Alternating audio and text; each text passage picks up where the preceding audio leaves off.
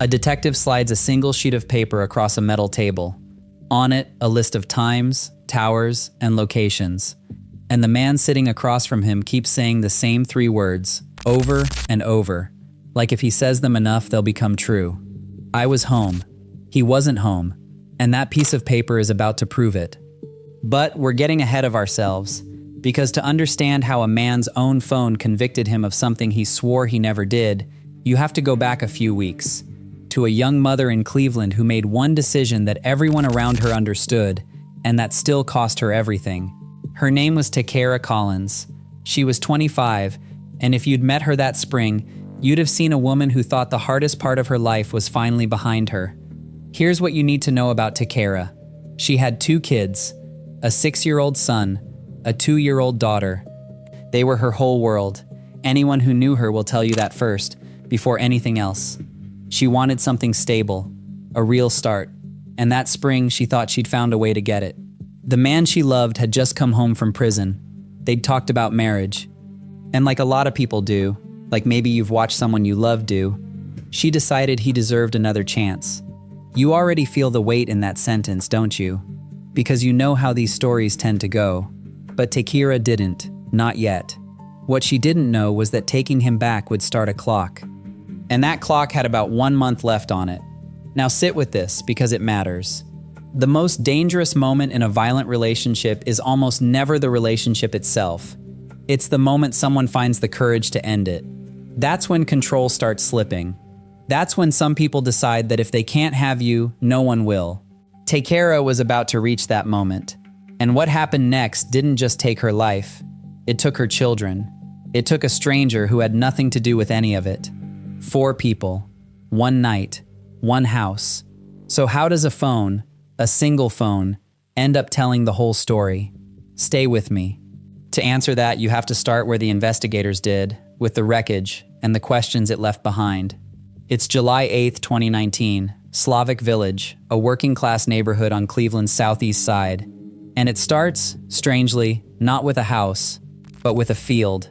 Early that morning, police get a call. A man is lying in an empty lot near East 63rd Street. He isn't moving. When officers reach him, they find 35-year-old David Cousin Jr., shot, gone. He was a neighbor. That's it. That's the whole reason he's in this story. He lived nearby, he was coming home, and he crossed paths with the wrong man at the worst possible second. Hold on to David, because his death is the thread that unravels everything, and we'll come back to why. While officers are still working that field, they get more information that points them to a house just steps away. They approach it, and that's when they smell it, smoke. They force their way inside. And here is where this case stops being a homicide and becomes something you don't easily forget. Inside that house, firefighters and officers find Takeyra Collins. She's been shot. She never made it out of her own bedroom. But she isn't the only one inside. Her 2 children are there too. 6-year-old Armond Jr., 2-year-old Aubrey. The fire that filled that house took them both. The autopsies would later confirm they died of smoke inhalation. They were babies. They had nowhere to run. And investigators believe that in those final moments, the little girl had tried to reach her brother. They were found close together. I'm gonna let you feel that instead of explaining it. Some things don't need a narrator. So now investigators are standing in the middle of something enormous. 4 people dead. A mother shot in her bed. 2 children lost to a fire that didn't start by accident. And a neighbor gunned down in a field for reasons no one can yet explain. The question isn't just who, it's how do you prove it? Because here's the problem. A fire destroys things. That's what fires do. Gasoline, flame, collapse. Arson is often a killer's way of erasing the scene, burning away the evidence that would point back at him. Whoever did this wasn't just killing, he was cleaning up. And for a while, it almost worked. But investigators had something the fire couldn't touch, something sitting in a pocket, miles away, quietly recording every move its owner made. The phone records aren't going to lie, one investigator would later put it. The phone records show that this phone left your house. That's the promise of this whole case. The fire burned the evidence inside the house, but it couldn't burn the evidence riding around in the suspect's own pocket. And that suspect had a name the investigators already knew. A name connected to Takira by history, by a child, and by a protective order she'd once filed against him. Which brings us to the single hardest question in this entire case. The one the jury would wrestle with, and the one you're already asking. Why the children? That's the question. That's the one that keeps people up at night. Because you can, and I hate saying this, you can almost build a cold, ugly logic around an adult killing an adult out of rage or jealousy. But the children? A 6-year-old and a 2-year-old? That's the wall the human mind runs into and can't climb. So let's talk about the man investigators we're now looking at, Armond Johnson Sr. Here is the part that will make your stomach turn. One of those children, the 6-year-old, was his own son. Sit with that, his son. To understand how they got here, you have to understand what Takira had already survived. This wasn't a relationship that turned dark overnight. There were warning signs, the kind that, looking back, form a pattern. And here's what that pattern looked like. He had a history with her that reached back years, not months. He'd been in prison and got out that spring. They'd tried again, gotten engaged, let their families hope. About a month before that night, she called it off, accusing him of abusing her and threatening her with a gun. She'd gone to the courts before, asking for protection from the man she once planned to marry. Read that list again, because every single line is a moment where the story could have gone differently. And none of them did. When Takira ended the engagement and put him out of that house, she thought she was choosing safety. She was doing the exact thing every advocate, every hotline, every person who loves you tells you to do. She left. And that's the cruelest part of a case like this. Leaving is supposed to be the safe choice. Here, it was the trigger. Prosecutors would argue that jealousy and rage drove what happened, that when the control slipped, he decided to make her decision cost more than she could ever have imagined.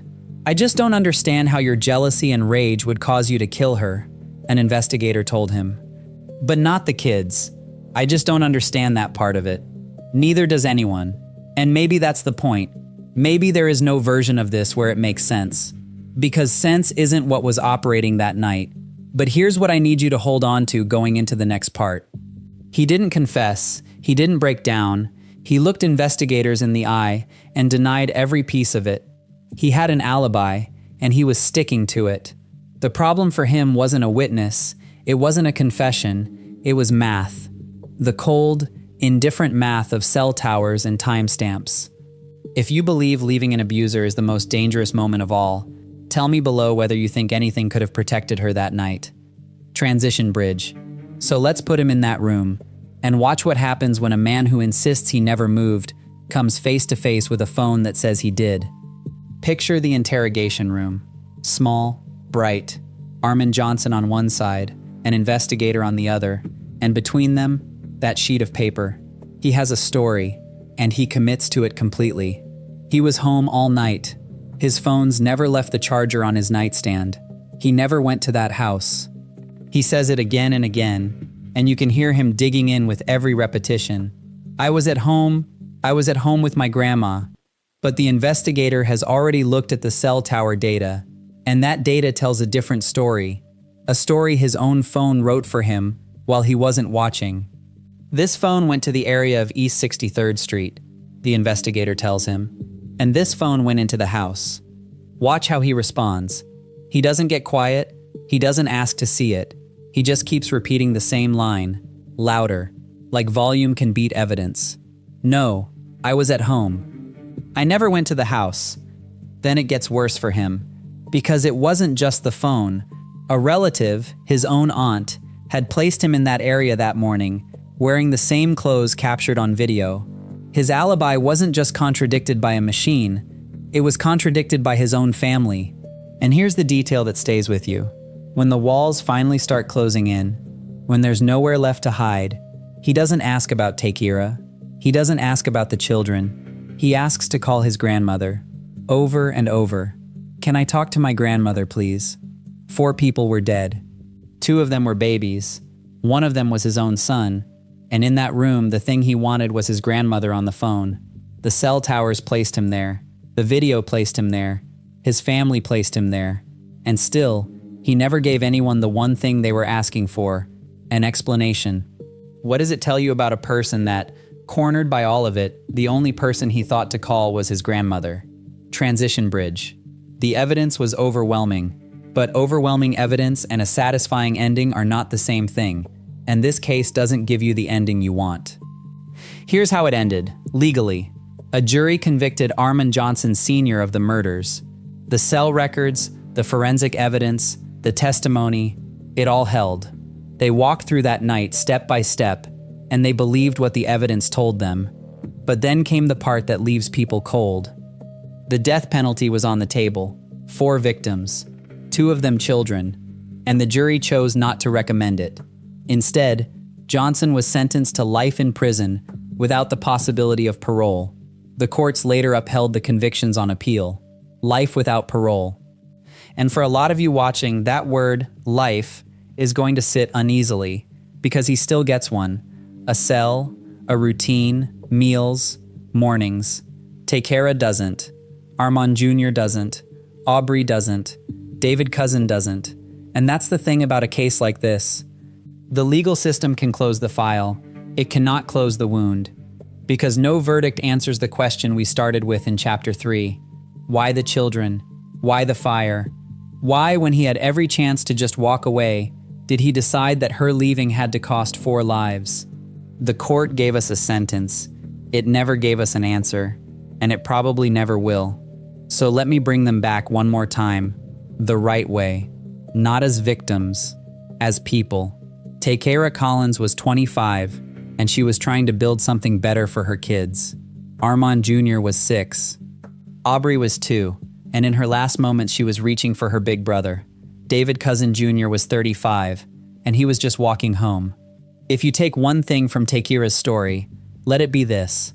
Say her name in the comments, so the internet remembers her for how she lived, not just how she died. And if this case moved you, there are others like it that need telling. The next one is already waiting for you on screen. Don't let these names disappear, because the most dangerous moment in an abusive relationship is often the moment someone finds the strength to leave. If you or someone you love is living inside that danger right now, reaching out to family, to a friend, to a local domestic violence organization can be the difference between a new beginning and a headline. Takira knew that. She tried, and she deserved so much more than this.